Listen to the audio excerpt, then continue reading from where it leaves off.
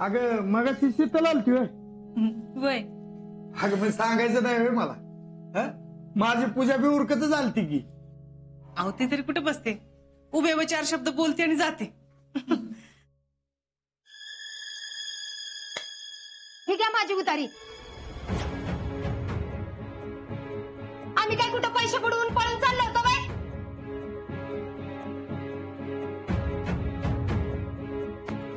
तो पोरगीला पाठवलंय वसुली करायला. अहो पुष्पाताई, आम्ही नव्हतं सांगितलं तिला. गप्प बसा. सगळ्या गावासमोर साधी सरळ माणसं म्हणून चितार उभा करता, पण तुमचे खायचे दात वेगळे आणि दाखवायचे वेगळे असतील असं वाटलं नव्हतं मला. मामी, अहो खरंच त्यांनी सांगितलं नव्हतं. त्यांनी सांगितलं नव्हतं म्हण. काल 2-2दा विचारलं होतं का नाही तुला? उधारीवर सामान आणशील का, चालेल का? तेव्हाच सांगायचं ना. नव्हतं आवडलं तर सुरच्याकडनं आणलं असतं मी.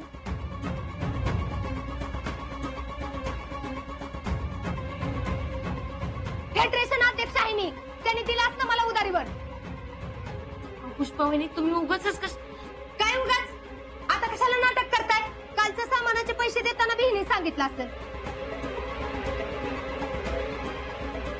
मामीनी जबरदस्तीने कसं उधारीवर सामान आणायला लावलं आणि तिच्या नवऱ्याने कसे पैसे भागवले.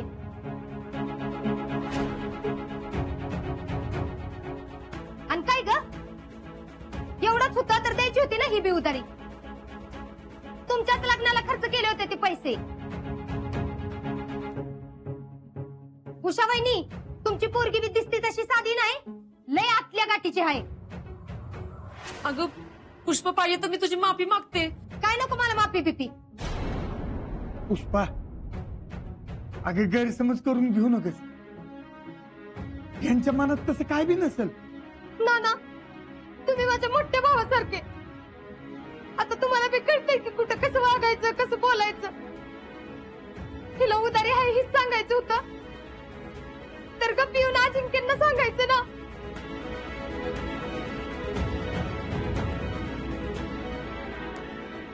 सगळ्या घरभर येऊन बोंबलायची काय गरज होती? माझी सासूची बोलणी मी मीच खायची, त्यांची बोलणी मी मीच खायची. घरात पान उतारा झालेलं बघून हिला तर मजाच वाटते.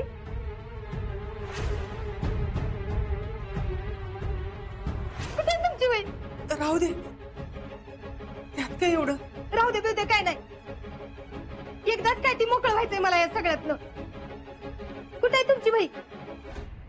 ए, नुसतीच काय उभी? जा वही घेऊन ये जा. पुष्पा ग, आम्ही कुणीच असं काही बोललो नव्हतो. उलट सकाळी सकाळी ती पैसे घेऊन आली तर आम्हाला कुणालाच आवडलं नव्हतं ते. तसं तिला दिलेला शब्द मोडलेला आवडत नाही म्हणून बोलली असेल. पोरगी स्पष्ट बोलती म्हणून जरा बोचरं वाटतं तिचं बोलणं. हे असलं बोचरं बोलणं ऐकून घ्यायची सवय झाली मला. काय सांगायचं आणि काय नाही. तुम्हाला आणि वाटायचं मी नुसती तक्रारी करायला येते. जाऊ द्या.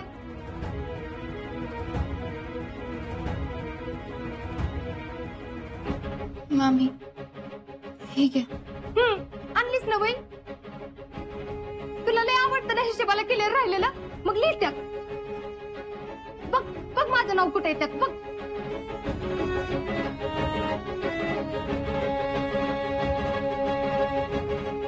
लिह लिह.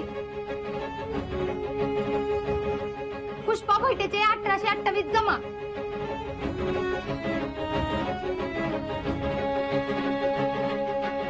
आणि 172 राहिले. लिह लिह.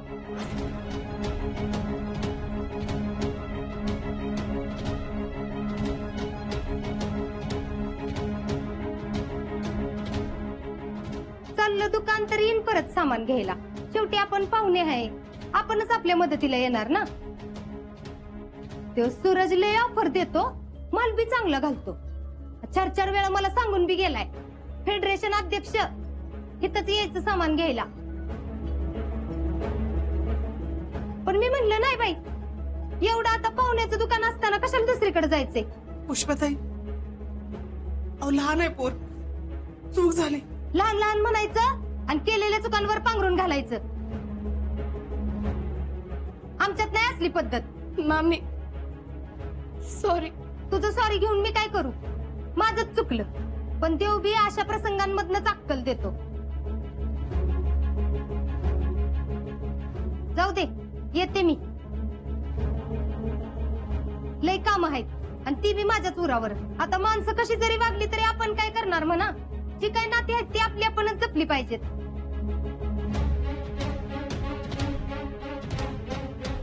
पुष्पाताई आलाय तर जरा चहा घेऊन गेलं असतं. काय नको मला. तुमची लेक आणि उद्या त्याचा बी हिशेब मागल.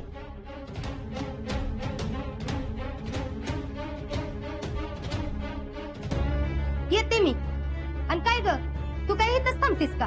नाही, थांब थांब. अजून काय काय वसुली राहिली ती बी बघून ये. जाते मी.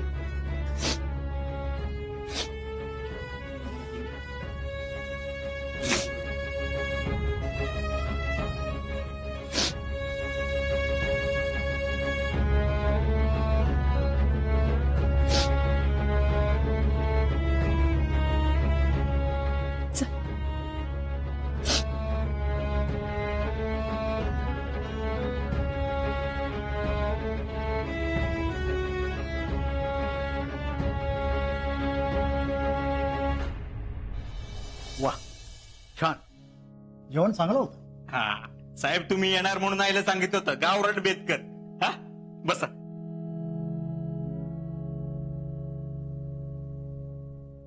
बर साहेब, आपली कामाला जोरात सुरुवात केलेली आहे बरं का.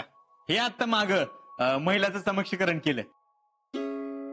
भैया सक्षमीकरण. हा सक्षमीकरण केलं. हेच फोटो दाखव ना. गावामध्ये आपण अशा विविध स्पर्धा घेत असतो. महिलांसाठी आपण आता घेत संगीत खुर्ची, हे रांगोळी स्पर्धा. आता परवा गावामध्ये पाणी नव्हतं, दुसऱ्या मिनिटाला टँकर. ते सगळं आम्हाला माहिती आहे. साहेबांना काय आता माहितीच असेल. भैया, राजकारणात आल्यावर माणूस पांढरे खादीचे कडक इस्त्रीचे कपडे का घालतो माहितीये?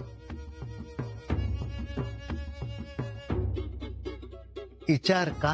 का बरं साहेब? कारण त्याची प्रतिमा स्वच्छ आहे हे त्याच्या पोशाखावरून कळावं. करेक्ट आहे. पण हे कपडे घातल्यावर एक काळजी घ्यावी लागते. कुठली? त्यावर कोणताही डाग पडता कामा नये. कारण कडक खादीचा स्वच्छ कुर्ता घातला ना एखाद्यानं, तर त्यावर उडालेला बारीक चिखलाचा डागही सगळ्यांच्या नजरेला येतो. होय भैया साहेब, तुम्ही मस्त 100 कामं केली आहेत, मान्य आहे मला. पण एक पाऊल वाकडं पडलंच की हो, त्याला काय करणार?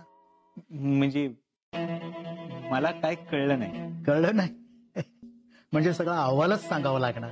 नेमकं काय घडलंय कळलं का? तुझी इमेज त्या पोरीच्या लग्नात फारच ढासळली गेली. हा ते साहेब, इथलं इथं गावातल्या गावात झालं होतं ती. कसं असतं भैया, लोकांना चघळायलाच विषय लागतो. अहो नाही, चर्चा वगैरे काय नाही झालं. हा पण नंतर जाऊन आम्ही त्यांची प्रामाणिकपणे माफी पण मागितली होती. माफी मागितली म्हणजे चूक झाली नाही का? आता आम्ही काय करावं अशी तुमची इच्छा आहे? तुमच्या गावच्या ग्रामपंचायतीच्या इलेक्शनला तुम्ही जर सहभागी असला तर इलेक्शन लढणं अवघड जाईल. अच्छा तसं ना, चालतंय की. तुम्ही सांगाल त्या माणसाला सरपंच बनवू आपण. तुम्ही फक्त वोट दाखवा. नाही त्याला सरपंच केला ना तर नाव हर्षवर्धन देशमुख सांगणार नाही. नाही, पक्षासाठी तसं काम केलंय बरं. तेच आता इथनं पुढे पण करत राहणार शेवटच्या श्वासापर्यंत. हा, आणि तुमची तालुका अध्यक्ष म्हणून 1 वर्षही कंप्लीट होतोय. म्हणजे साहेब बघा, आता लहान तोंडी मोठा घास घेतोय खरं. अजून एक संधी देऊन बघा. नाही जिल्हा गाजवला ना तर नाव हर्षवर्धन देशमुख सांगणार नाही. तर यंदा तालुका अध्यक्ष म्हणून दुसऱ्या कोणाला संधी द्यायचं ठरवलेलं आहे. बर, चांगलंय. वर जिल्ह्याचं काय? जिल्ह्याचं नाही जमायचं.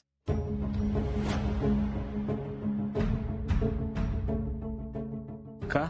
अरे इथं गावातलं एक प्रकरण तुला सांभाळता येईना आणि तुला जिल्हाध्यक्ष करायचं. अहो साहेब तेवढं पाहिजे कुठं? आता तर कुणाच्या ध्यानात पण नसेल, आणि तसं बघायला गेलं तर ध्यानात नसलं तर विरोधक कशाला आहे?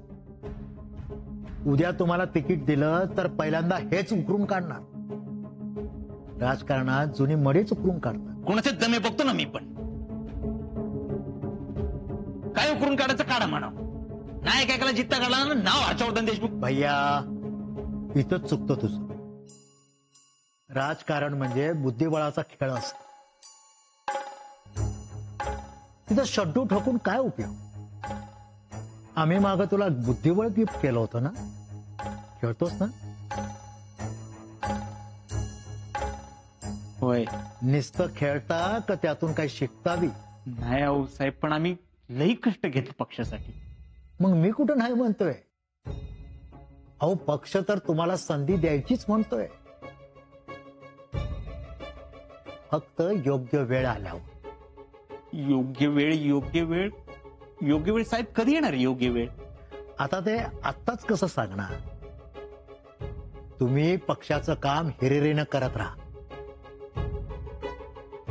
वेळ आल्याशिवाय राहते का? बाकी काम करत राहा. तुझ्यासारखा कार्यकर्ता भरकटू नये एवढंच वाटतं मला. आता काय करायला पाहिजे ते आता आम्ही सांगायला नको. जय महाराष्ट्र. जय महाराष्ट्र.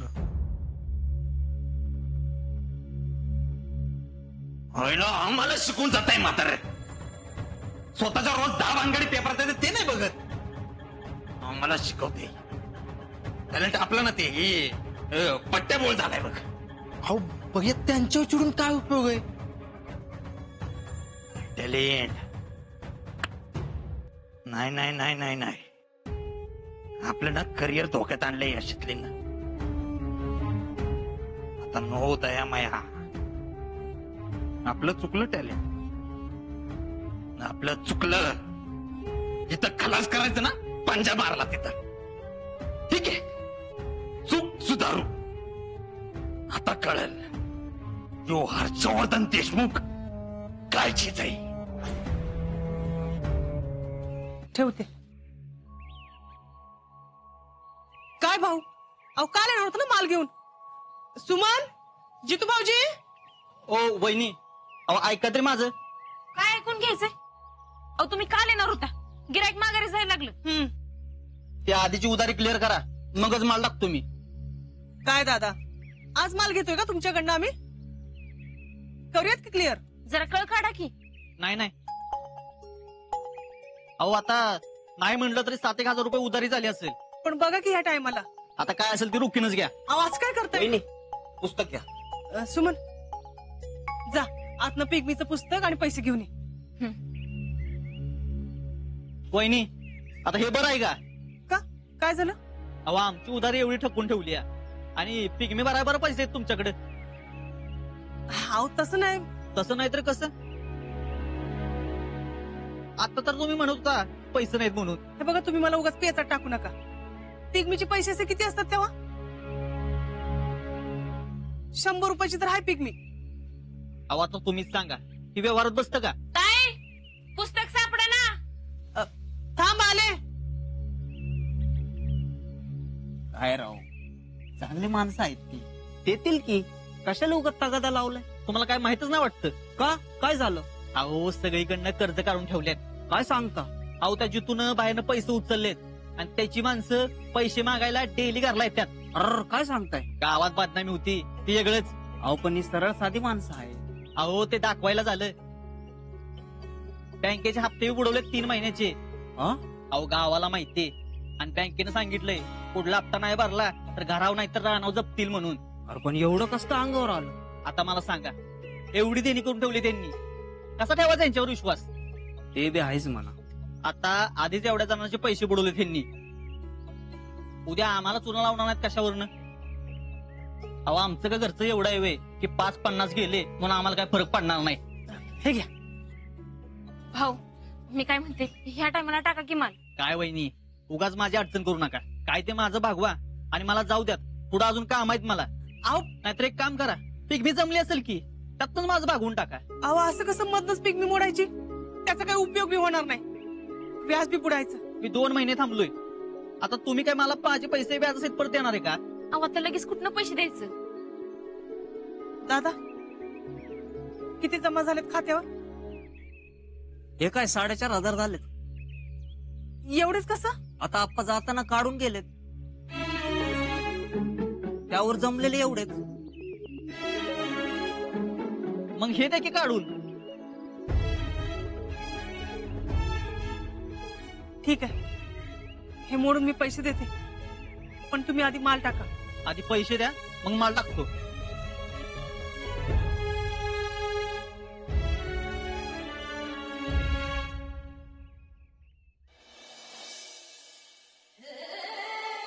सगळ्या गावासमोर साधी सरळ माणसं म्हणून चितार उभा करता, पण तुमचे दाखवायचे दात वेगळे आणि खायचे दात वेगळे असतील असं वाटलं नव्हतं मला.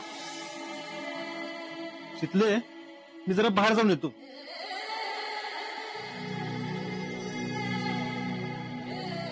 शितले, काय झालं? शितले,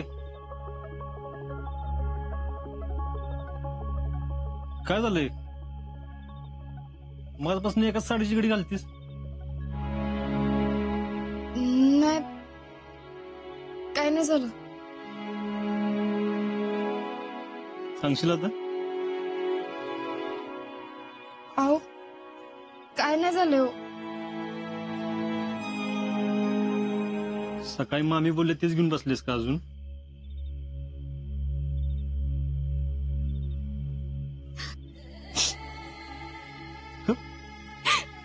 शितले, शितले, काय झालं?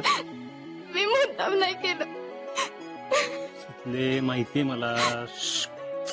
शांत हो, चल शांत हो. बस इथे खाली, बस इथे बस. शांत हो. काय झालं मग नीट सांग. आज घरी गेलो, मामी मला लय काय काय बोलले, ते बी सगळ्यांसमोर.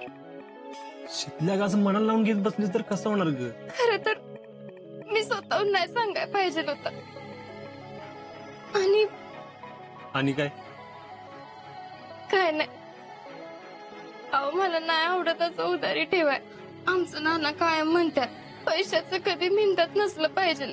एक वेळ काय नसलं तरी चालेल, पण उधारीवर कधी संसार करू नये. शितले, तू वागलीस ते बरोबर वागलीस, आणि सगळ्यांसमोर झालं म्हणून मामींना वाईट वाटलं असेल. तेवढंच नाही, आणि काय? मला असं वाटतंय आमच्या घरात काय तर प्रॉब्लेम चालू आहे, पण कुणी मला काय सांगणच झालंय. शितले, असं काय झालेलं नाही, सगळं तुझ्या मनाची खेळ. घरातल्यांशी पहिल्यासारखं बोलणं होत नाही ना तुझं, म्हणून तुला वाटत असं. अहो नाही, आज सकाळी बी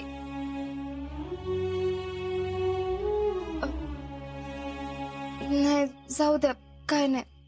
आज सकाळी काय? अहो लई दिवस झालं, मला असं वाटतंय सगळे कसली तरी वेगळ्याच टेन्शन मध्ये आहेत. नाना बी टेन्शन मध्ये आहेत. काय तर मोठा प्रॉब्लेम झाल्याशिवाय नाना एवढा विचार करणार नाही. आणि मी घरी गेलो मला जाणवतं आज बी सगळी माझ्या संग कुठं कुठं वागत होते. मला सगळं चांगलं असं दाखवाय. जितू काका तर माझ्या संग नीट बोलला बी नाही. मग मी बोलून बघू का घरी? नाही, नको. घरातल्या लेकीला काय सांगणं झालं, जावयाला कसं काय सांगतात. मग काय करायचं आता? आपल्याला कुठनं तरी बाहेरनच कळलं पाहिजे घरात नेमका काय प्रॉब्लेम झालाय ते.